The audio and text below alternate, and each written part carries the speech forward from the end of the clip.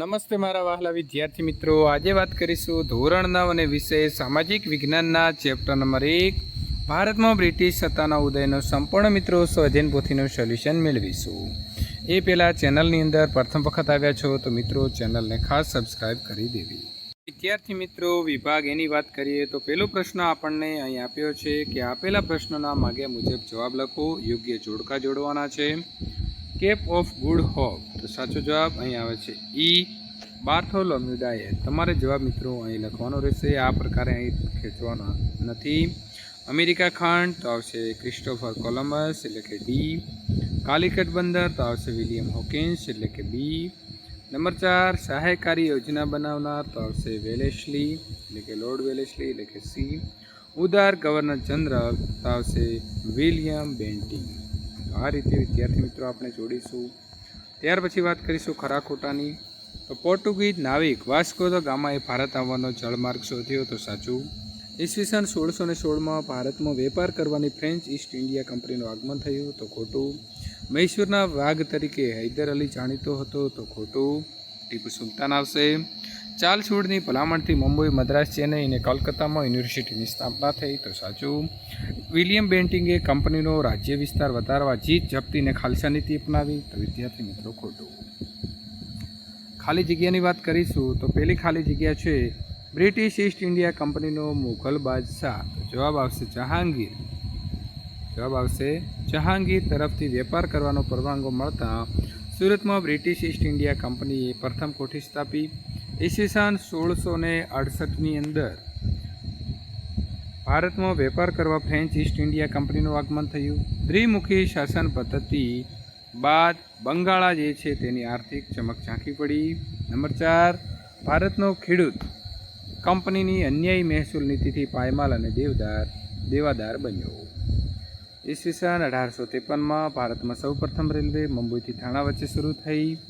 પ્રશ્ન નંબર 1ની વાત કરીએ તો વિદ્યાર્થી મિત્રો, ભારતમાં જે આવેલી પ્રજા છે આ ભારતને આવેલી પ્રજાને આપણે સમય પ્રમાણે ગોઠવીએ તો સાચો ક્રમ કયો થશે? તો થશે PDAF એટલે કે પોર્ટુગીઝ, ડચ, ડેનિશ અને ફ્રેન્ચ.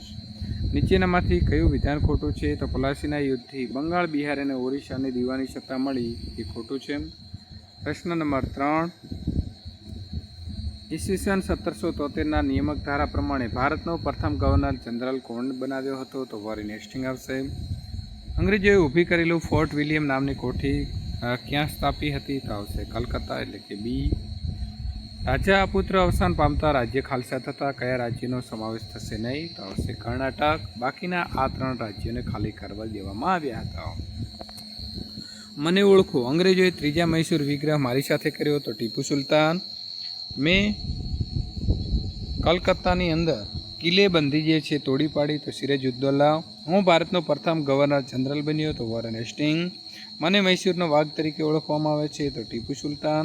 મારા પ્રયત્નથી ભારતમાં અંગ્રેજી શિક્ષણ આપવાનો પ્રારંભ થયો, તો મેકોલે. 1-2 વાક્યની અંદર જવાબ લખો. બ્રિટિશ ઈસ્ટ ઇન્ડિયા કંપનીની સ્થાપના ક્યારે થઈ? તો 1600માં થઈ હતી.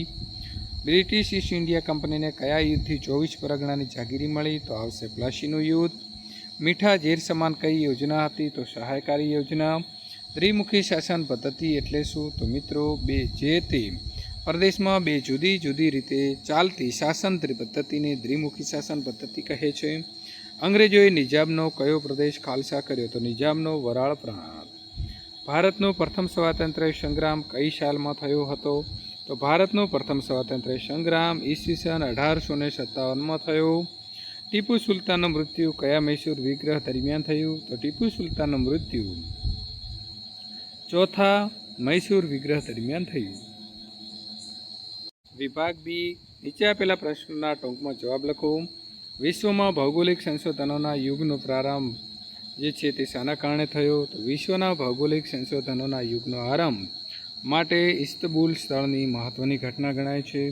બક્સરનું યુદ્ધ ક્યારે અને કોની વચ્ચે થયું? તેનું શું પરિણામ આવ્યું? તો ઈસવીસન 1764માં બક્સરનું યુદ્ધ થયું. તેમાં બંગાળનો નવાબ મીર કાસિમ, અવધનો નવાબ અને મુઘલ બાદશાહ શાહ આલમના આ ત્રણેય સંયુક્ત રીતે કંપનીનો વિરોધ કરવાનો નિર્ણય કરી કંપની સામે યુદ્ધ જાહેર કર્યું, પરંતુ બક્સર મુકામે સંયુક્ત સેનાનો પરાજય થયો. અને કંપનીને બંગાળ, બિહાર અને ઓરિસ્સાની દીવાની સત્તા પ્રાપ્ત થઈ. પૂર્વ અને પશ્ચિમના વેપારી મથકો વિશે લખો. તો પૂર્વના વેપારી મથકો મછલીપટ્ટનમ આંધ્રપ્રદેશ, સેન્ટ જ્યોર્જ ચેન્નઈ અને ફોર્ટ વિલિયમ કલકત્તા ઉપરાંત ચંદ્રનગર અને આવશે મિત્રો. પશ્ચિમના વેપારી મથકોની વાત કરીએ તો સુરત, ભરૂચ, અમદાવાદ, મુંબઈ, ગોવા અને દીવ દમણ આવશે. વેલેસ્લીએ સહાયકારી સૈન્ય યોજના જે હતી તે મીઠા ઝેર સમાન પુરવાર થઈ તો સમજાવો. તો ભારતમાં ફ્રેન્ચો તાકાતવાર ન બને તે માટે દેશી રાજ્યમાં અંગ્રેજી સત્તાનો પગપેસરો કરવામાં વેલેસ્લીએ જે વિસ્તારવાદી નીતિ અપનાવી તેને સહાયકારી યોજના બની. આ યોજના સ્વીકારનાર નિઝામ, મૈસૂર, ગાયકવાડ, અવધ, સિંધિયા, ભોસલે વગેરે રાજ્યો તથા શાસકો દ્વારા આ યોજનાનો અમલ કરાવીને વેલેસ્લીએ ઘણા પ્રદેશો ઈસ્ટ ઇન્ડિયા કંપનીમાં સામેલ કરી દીધા. દેશી રાજ્યો માટે આ સહાયકારી સૈન્ય યોજના શરૂઆતમાં રાજાઓ માટે સલામતી અને મદદ માટે જાણીતી હતી. નિયામક ધારાની મુખ્ય જોગવાઈઓ કઈ હતી? તો વિદ્યાર્થી મિત્રો, અહીં આપેલી જે જોગવાઈઓ છે તે તમારે લખવાની રહેશે. ભારત આવવાનો જળમાર્ગની શોધ માટે થયેલા જે પ્રયત્નો છે તે પ્રયત્નો કેવી રીતે કરવામાં આવ્યા, કોણે કર્યા અને કયા નાવિક હતા તેનું પણ આપણે લખીશું. ડેલહાઉસી જીત, જપ્તી અને ખાલસા નીતિ અપનાવી હતી સમજાવો. તો ડેલહાઉસી સામ્રાજ્યવાદી માનસ ધરાવતો હતો. તેણે સામ્રાજ્યવાદી નીતિને પોષવા અને કંપનીનો રાજ્ય વિસ્તાર વધારવા જીત, જપ્તી અને ખાલસા નીતિ અપનાવી. સામ્રાજ્યવાદ, તો એની સંકલ્પના તમારે અહીં લખવાની રહેશે. સંસ્થાનવાદ, તો એની પણ આપણે સંકલ્પના એટલે કે વ્યાખ્યા લખી દીધી છે. વિભાગ સી મુદ્દાસર જવાબ આપવાનો છે. યુરોપિયન પ્રજાને ભારત આવવાનો નવો જોડમાર્ગ શોધવાની ફરજ કેમ પડી? વિધાન સમજાવવાનું છે. તો વિદ્યાર્થી મિત્રો, આપણે સમજ આપી.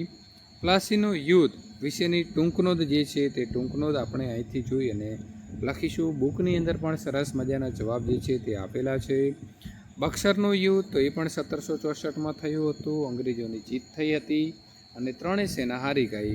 તો એની પણ આપણે વાત મિત્રો અહીંથી લખીશું. વેલેસ્લીની સહાયકારી યોજનાની મુખ્ય જે શરતો હતી તે શરતોને આપણે અહીં લખીશું. ડેલહાઉસીએ કયા કયા સુધારાત્મક કાર્યો કર્યા હતા? તો એના કરેલા જે સુધારા છે તે આપણે અહીં લખીશું. રેલવે છે, ભારત ઇંગ્લેન્ડ વચ્ચે તાર છે, જાહેર બાંધકામ, અંગ્રેજી કેળવણી, પુનઃ વિધવા વિવાહ, બાળ લગ્ન પ્રતિબંધક ધારો વગેરે મહત્ત્વના કામ જે છે તેના સમયમાં થયા. ટૂંક નોંધ લખો. ભારતમાં કંપની શાસનનો વિકાસ સવિસ્તાર જવાબ જે છે તે વિદ્યાર્થી મિત્રો તમારે આપવાનો છે. તો અહીં તમારે આ પ્રકારે જવાબ જે છે તે લખવાનો રહેશે. આપણો અહીં જવાબ પૂર્ણ થાય છે. ત્યાર પછી કંપની શાસનની આર્થિક અને સામાજિક અસરો શું થઈ? તો એની પણ આપણે વિદ્યાર્થી મિત્રો અહીં જવાબ આવી રીતે લખીશું. સંપૂર્ણ જવાબ આપણે મિત્રો વર્ણન સાથે મુદ્દાસર છે એટલે કે એનું વર્ણન પણ આપણે કરવું પડે, તો એ પ્રકારે લખીશું. મિત્રો અહીં આપને આપેલો પ્રશ્ન નંબર 3 જે છે તે આપણે અલગ અલગ પેનથી નીચેની વિગતો નકશાની અંદર બતાવવાની છે. એ એકદમ સહેલા પ્રશ્નો છે, તો વિદ્યાર્થી મિત્રો તમારે અહીં આપેલા નકશાની અંદર દર્શાવવાની રહેશે.